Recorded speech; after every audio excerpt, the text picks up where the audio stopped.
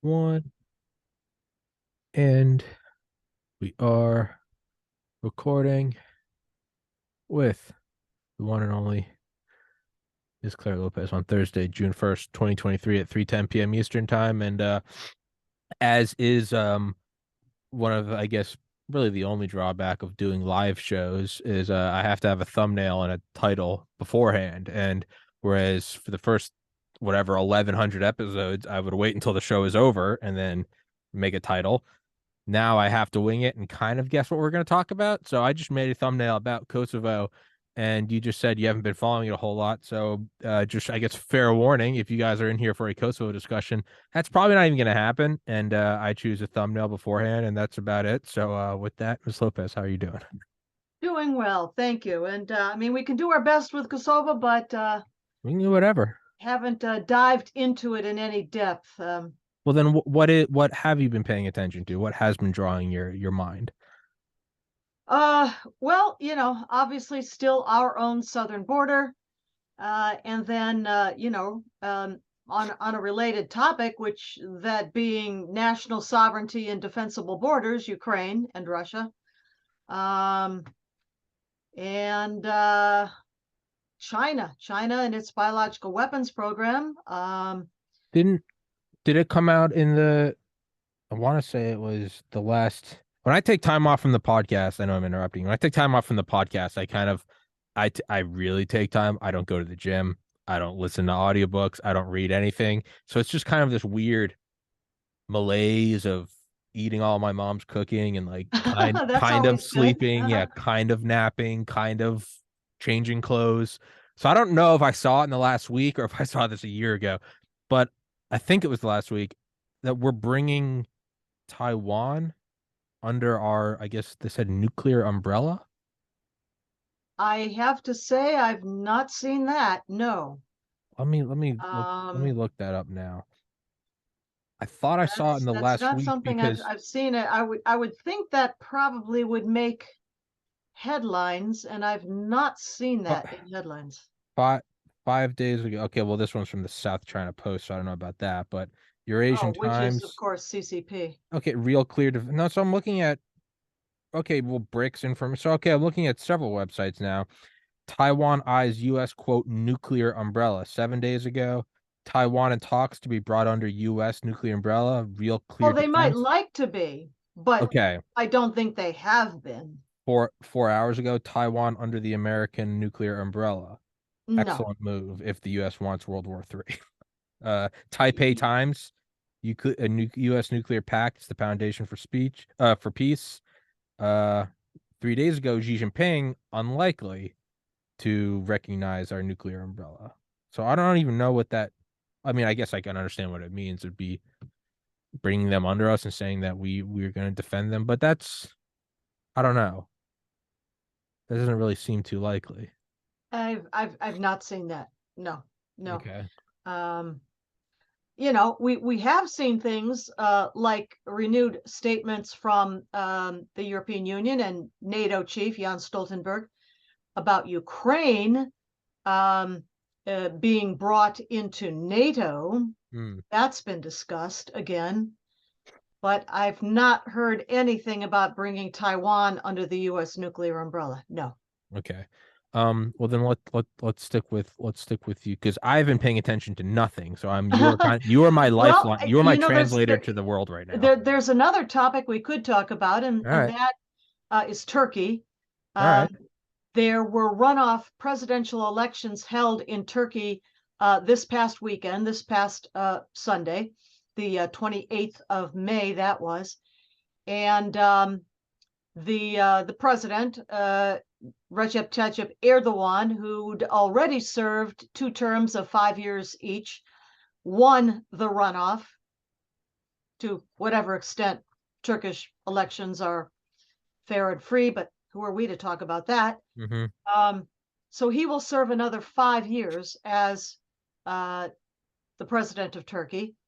And, so lots of questions are being raised about what that means for regional relationships, for Turkey's position within NATO, at the same time that it is cozying up to Russia and has bought an S-400 air defense system from Russia, which is, by the way, the reason that Turkey was dropped from our F-35 jet fighter training program, and any plans to provide Turkey with F-35s dropped. So a lot of that discussion going on. What I don't hear, and what I think is missing in the discussion about Turkey and Erdogan in the next 5 years, what was the first place he went upon his election victory? He went to Hagia Sophia. Hagia Sophia, of course, was the beautiful, large Christian cathedral in what was then at the time Constantinople, before 1453, when the jihadi Ottoman Turks captured Constantinople and the name was changed to Istanbul. Over time, Hagia Sophia was turned into a mosque. Then it was turned into not a place for religious worship, but just a kind of a tourist spot. And now it's been turned back into a mosque again with Erdogan. So what I'm getting at here is that Erdogan's commitment as a devout, faithful, practicing Muslim, obligated under the doctrine of Islam to both jihad and the doctrine of sacred space. That doctrine of sacred space says that basically any territory ever conquered or occupied by the forces of Islam is forever waqf. Waqf, W-A-Q-F, means land endowed by Allah to Islam in perpetuity. And it means that any land that might have been once conquered or occupied, but then lost to other forces, like Israel, must be fought for until it is regained for Islam. So that commitment to jihad extends, of course, to Erdogan's leadership of the Muslim Brotherhood, his close relationship and support for Hamas, which, of course, is the Gaza branch of the Muslim Brotherhood originating in Egypt. It also extends to Erdogan's support for leadership of the Muslim Brotherhood in the United States, where I think we've probably talked about this before, but the Turkish government and its cabinet level department that's called the Diyanet, which means the cabinet level department for religious affairs, builds mosques and Islamic centers all over the world. And they've got one right here in the United States of America in a place called Lanham, Maryland, which is about a dozen miles or so north of our capital, Washington, D.C. And that Islamic center there in Lanham, Maryland is called the Diyanet Center of America. That's its website if you wanted to look it up, Diyanet Center of America. And it's there on a large, I think it's 14 or 16 acres of land, including a humongous and very beautiful mosque, meeting rooms, conference halls, guest quarters, enormous underground parking garage, and so forth.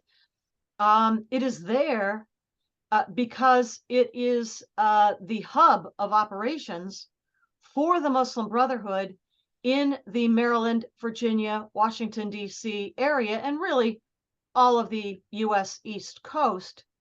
But understand that territory, that Islamic center, that Diyanet Center of America is Turkish. It belongs to the Turkish government, which is there to, as I said, serve as the hub of operations for this capital area, you might call us. And in particular, the liaison relationship with the Muslim Brotherhood hub of operations in that same area of Northern Virginia, D.C., and Maryland, which is at the Adams Center. ADAMS is an abbreviation, it's an acronym for All Dulles Area Muslim Society Center. And as the name suggests, it's located out near Dulles Airport in Northern Virginia. Well, that place is the hub of operations for the Muslim Brotherhood in at least the East Coast area. And it's headed up by the Imam Muhammad Majid, who at one point was the president of ISNA, Islamic Society of North America, and one of the foremost Islamic movement, Muslim Brotherhood front groups in America, and an unindicted co-conspirator, so named by the Department of Justice in the 2008 Holy Land Foundation terror funding trial. Imam Muhammad Majid, unfortunately, is a fixture at the annual prayer days, national prayer days in Washington, D.C., led by whichever administration is in office at the time, with the services held at the National Cathedral, which is located in upper northwest Washington, D.C. And the Imam Majid typically stands up there in front of the congregation of smiling fools, of mostly Christians and Jews also, and others, but primarily, and intones the words of the Fatiha. The Fatiha is the first surah or chapter of the Quran. It is the shortest of all the verses, which otherwise are compiled in reverse order of longest to shortest in the Quran, totally discombobulating any sense of chronological order. But the Fatiha is the shortest and the first. Fatiha means opening, and it has 7 verses. And the first 6 of them or so are just, calling upon Allah to bless and so forth. But then comes the 7th verse in the surah, which the grinning fools in the pews in front of Imam Majid have no idea what he's saying in Arabic. But what he is saying is, in translation, calling upon Allah to condemn those who have gone astray, meaning the Christians, and those who have provoked your anger, meaning the Jews. And the grinning fools just sit there smiling and taking it all in, and they haven't a bloody clue what he's saying, and they think this is all wonderful. So that's the Adams Center, Muslim Brotherhood hub of operations, and it is there to provide the hub of operations in the D.C., Virginia, Maryland area. And the Diyanet Center of America is there, not so far away, likewise, to provide liaison from the Turkish government back to Turkey. And, President Erdogan reelected once again, liaison with the Muslim Brotherhood in the United States to wage jihad, that is warfare against non-Muslims on American soil, right near our capital. Will tolerance be our death if it isn't already? Well, if we don't take steps to stop this kind of thing, it very well could be. Yeah. What is the realistic balance, right? So on my first gut reaction, even just like proximity to Dulles and the entire national security apparatus, is how is this allowed? And then there is a at least philosophically credible counter argument that this is why this country is different from other countries, and that you can't just say that's not allowed, right? It is the freedom to do. Well, conducting warfare on one's own territorial soil.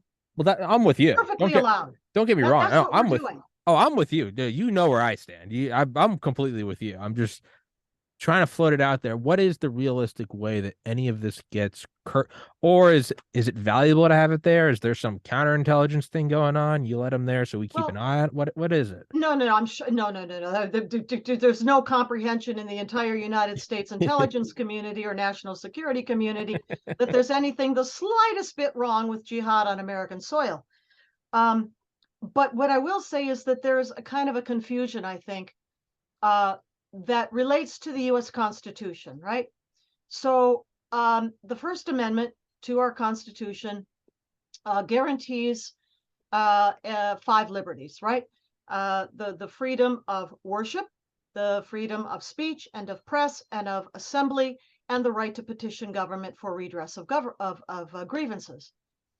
And that first one, the guarantee of religious liberty, applies to any religion that self-identifies in the United States. Now, when the founding fathers, James Madison in particular, but Thomas Jefferson and the others, wrote that Constitution and wrote these amendments that came afterwards, they had an understanding of what religion was. It was prayer, worship, devotion, maybe pilgrimage, and things that would be recognizable to religious faiths that we were founded upon, like Christianity and Judaism. Now, there's another part of the Constitution. It's called Article 6. By the way, for all of these budding would-be federal judges that would like to be appointed to the federal bench, there are only 7 articles in the entire Constitution, just FYI. But number 6 contains what I think is some very important language, and that has to do with saying that the supreme law of the land shall be the Constitution of the United States and the laws derived from it. That's a key part of Article 6 of our Constitution. Well, if a religion is, as I just described it in the founding fathers' understanding, prayer, worship, devotion, gathering for worship services, going on pilgrimage, maybe, that's all well and good. Fasting and dietary restrictions, perhaps, that's part of it too, for Jews and for Christians. Okay. But when you're talking about Article 6 and the fact that the U.S. Constitution and the laws derived from it shall be the supreme law of the land, well, Islam is the equivalent of, it is defined by Islamic law, Sharia. There is no Islam without Sharia. It doesn't exist.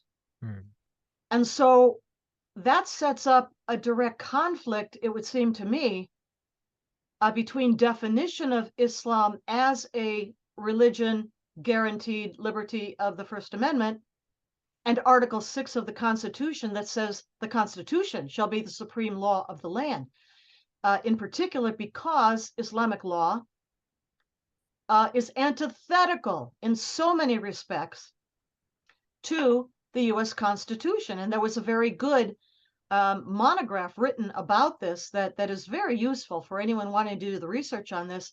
And it's called Islamic Doctrine versus the U.S. Constitution. And it was authored by Dr. Stephen Kirby in 2019, I believe it was published. 2019, late December 2019. Dr. Stephen Kirby, that's Stephen with a PH, Kirby, K-I-R-B-Y, Islamic Doctrine versus the U.S. Constitution. And he goes through not all of the amendments to the Constitution or all of the, articles either of the Constitution, but some of the key ones. And he juxtaposes those provisions of our Constitution vis-a-vis Islamic law and how they are in direct contradiction. There's no such thing as individual liberty in Islam. There's no such thing as free speech. There's no such thing as freedom of religion. And we can go on as he does in that monograph. So I think that because people confuse the meaning of our own Constitution, or maybe they just don't know it, if these would-be judges coming up before Senate confirmation or any indicator, heaven help us, But there is a contradiction there. And so, the fact that you've got a Muslim Brotherhood institution, Islamic Center, that is there for the purpose of waging jihad, which is defined in Islamic law as warfare against the non-Muslim, on our territory, close to the capital, and this Diyanet Center of America, which is Turkish territory, back to Turkey in the Turkish elections, just recently bringing Erdogan back to the presidency, which supports and funds and backs the Muslim Brotherhood, and is itself the Turkish government and the Turkish party that Erdogan helped to found, and which is the ruling party. It's called AKP, abbreviation or acronym in Turkish, but the English expansion of that is the Justice and Development Party, which by its name, automatically that's a Muslim Brotherhood party. And we allow that institution of a Turkish government department operating on U.S. soil with the express purpose of waging jihad in collaboration with the jihadist Muslim Brotherhood. Seems to me this should be a national security issue, but not that I can tell so far. I mean, you almost start to wonder if we're seeing a very long clinical trial that's centuries long about, I mean, really, how completely Sure. free can you be? Is there Yeah. a certain level of just kind of hard line where you go, yeah, no, you can't do that. I don't care if you think it's intolerant. Like, no, this is war. You're gonna try to kill Well, us. we have a constitution, Well, yeah, and these groups, these organizations, um, this government of Turkey are all in direct contradiction to our Constitution. So yeah. why do we allow them to operate on American soil with the express purpose of waging jihad against us? It's Yeah. insanity. Well, it seems like it's we're we're finding the balance of freedom and tolerance and national security and warfare. And I don't know what that is, Well, but it's not, I would not think of it as a balance. We're not talking about a balance. If something is in contradiction to our US Constitution, and it seeks to operate on US soil, the answer is simply no, not here. oh, I'm with Go you. somewhere else, but not here. But how come we're not enforcing them? And that's where I think the human Because we've character. been penetrated a long time since.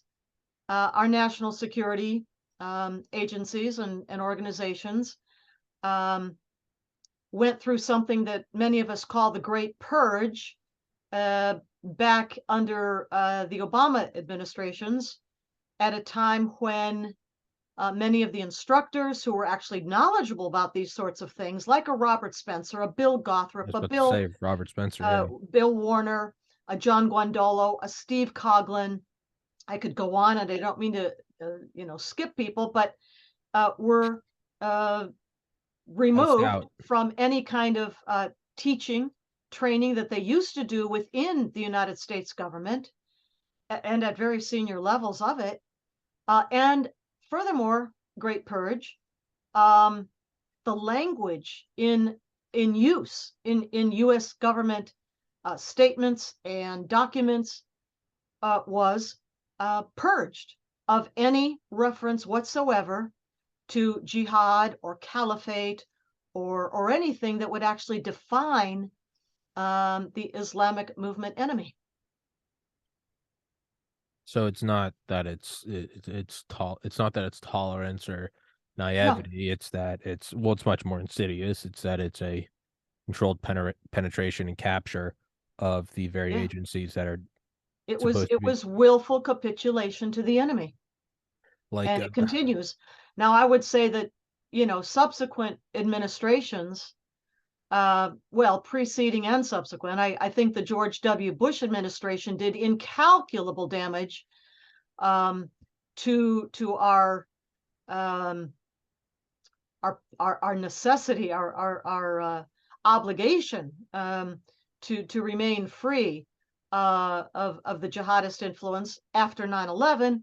Of course, we'll remember when then President Bush went up to that Islamic mosque in upper northwest Washington, D.C., and surrounded by, I mean, literally in the photograph, surrounded by top leadership of the Muslim Brotherhood, including Nihad Awad, executive director of CARE, Council of American Islamic Relations, which is the U.S. branch of Hamas, on the foreign terrorist organizations list, and CARE itself, of course, designated by the Department of Justice, another of the unindicted co-conspirators in the 2008, that would be later, but 2008 Holy Land Foundation terror funding trial. So Bush is surrounded by all of these Brotherhood figures and solemnly intones that Islam is a religion of peace. And of course, the ruins of the World Trade Center, the Pentagon, and Flight 93 are still smoldering at the time he says this. So he did great damage. I never knew he did that. Remember? Yeah. I was 11.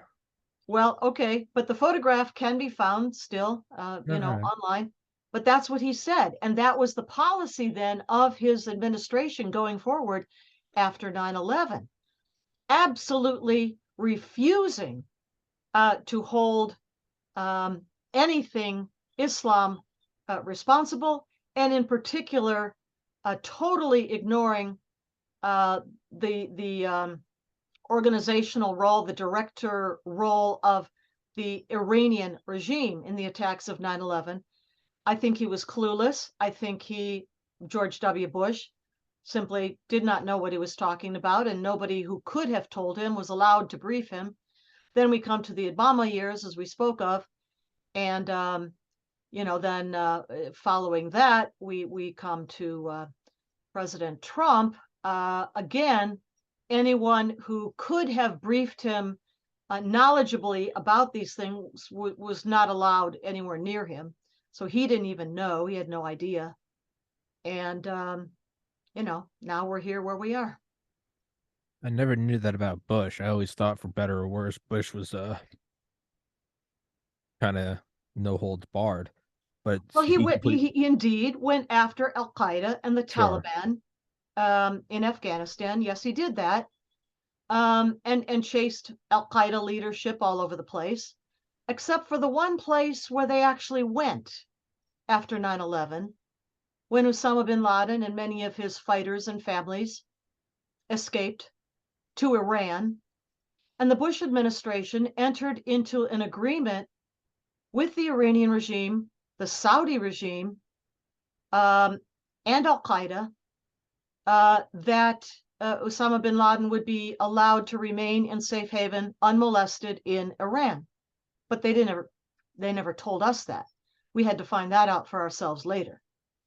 And to this day, even though Osama bin Laden and others went back to Afghanistan and eventually, were taken care of there back in May of 2011, an Al Qaeda Shura Council for a long time under the leadership of Al Qaeda military commander Saif al-Adil remained inside of Iran. And even though Saif al-Adil perhaps now has gone back to Afghanistan, others of Al Qaeda remain in Iran, collaborating as they have all these years with the Iranian regime. So Bush failed there. He failed in that respect. He also failed in Afghanistan by refusing to acknowledge the reality of Islam, the role of Islam in the attacks of 9/11, that this was jihad. This was what devout, faithful, practicing Muslims are obligated to do, to wage jihad against the non-Muslim. But he refused to touch that. And as we said, the Great Purge removed any and all advisors or trainers who could have taught him about that.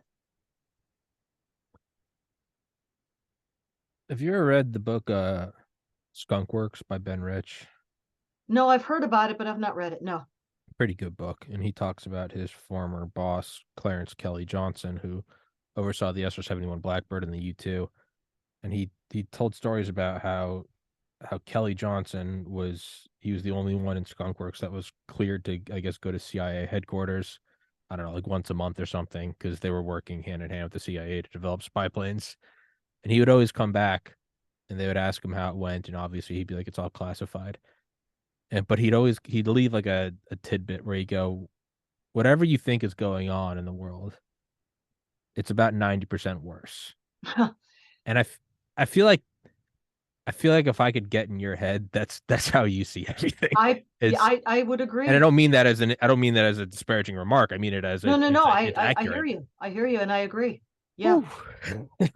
It is way worse. And this discussion of ours today all began with Turkey. Yeah. And Erdogan as leadership of the Muslim Brotherhood. Now, folks probably know that in times past, and of course going back to 9/11, in which Saudi Arabian leadership was complicit too, but in times past, Saudi Arabia was the sponsor, the benefactor, the funder of the Muslim Brotherhood.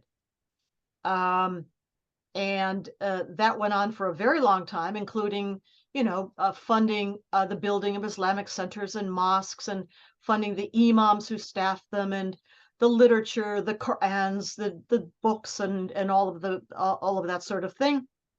But sometime over the last maybe 10 years or so, certainly once MBS, or Mohammed bin Salman, the Crown Prince of Saudi Arabia, rose to power, even though his father, King Salman, is still the king. The real power in the kingdom for quite a number of years now has been MBS. He's only around 37 years old, I think, at this point. But he began to rise to power when his father named him Crown Prince.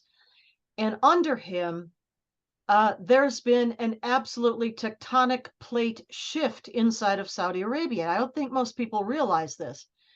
But because MBS has this vision, well, yes, Vision 2030, of modernizing Saudi Arabia, diversifying its economy away from just extractive industry like oil and gas and so forth, expanding its technological capabilities, and building entire new high-tech cities like Neom there on the Red Sea coast, the western coast of Saudi Arabia and the Red Sea. He realized that he would need a lot of foreign investment to do that.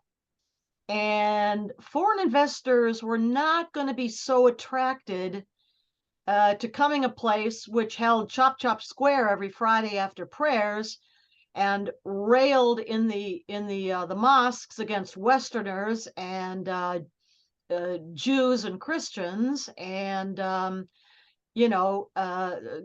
kept half of its population hidden away under their thumbs. So he understood that he had to open up Saudi Arabia in more ways than just economically and technologically, and those included a transformation of the social sphere. And so not only did MBS perceive the Muslim Brotherhood as a direct threat, as indeed it is, a direct threat to the ruling family, the Saud, the Kingdom of Saudi Arabia, but that it was an impediment to this kind of social transformation that MBS, needed to make to attract that foreign investment. And so he began a harsh crackdown against the Brotherhood.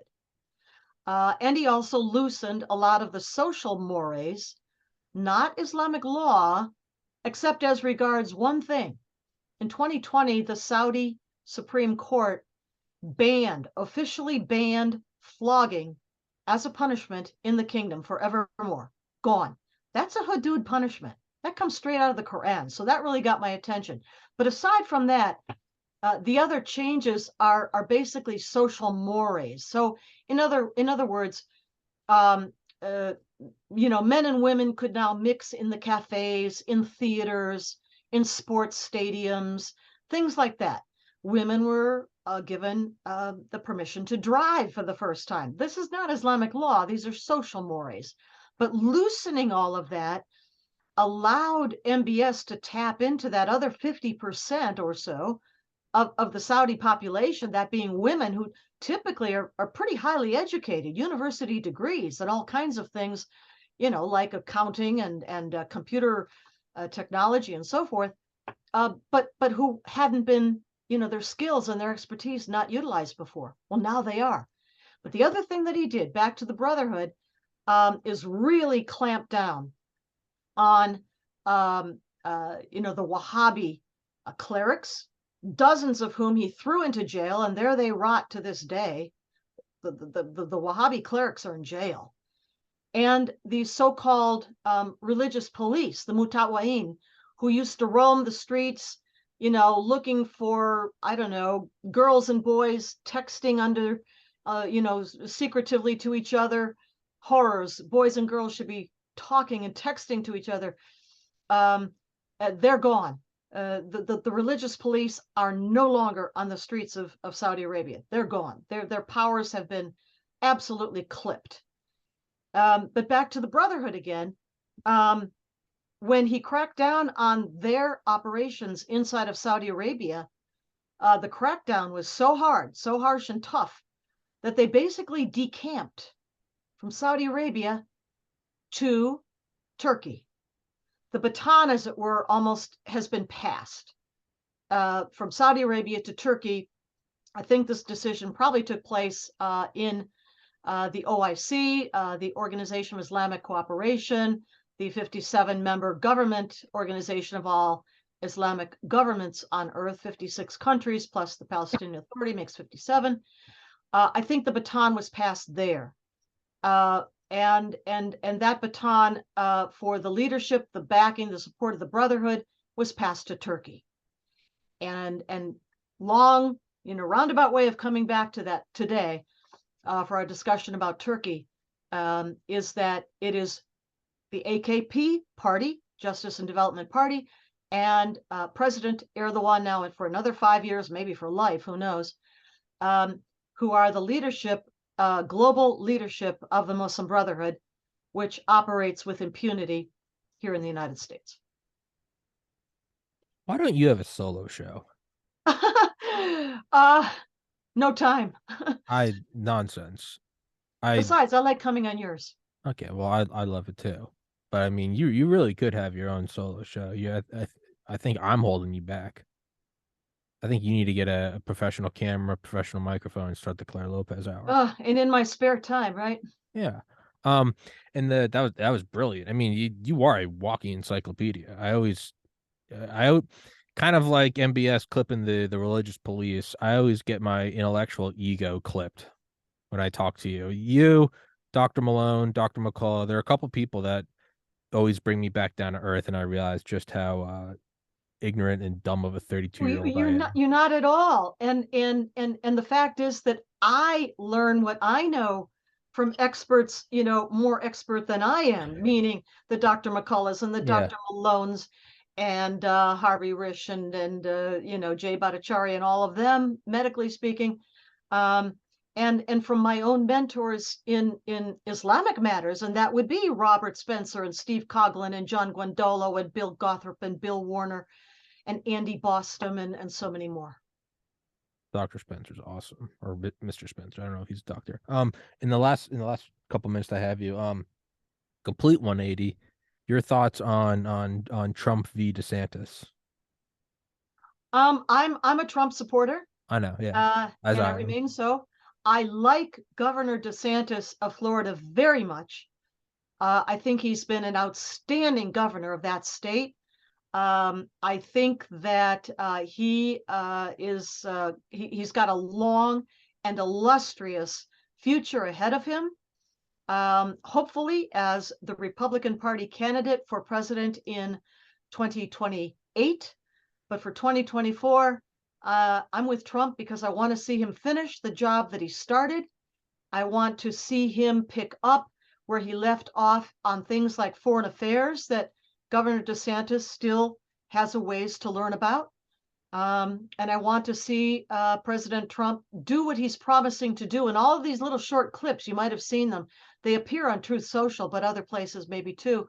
Bring back energy independence to America, secure our southern border, deport all the illegal aliens, no matter how many years it takes, find them and deport them, every last one of them, revive our economy.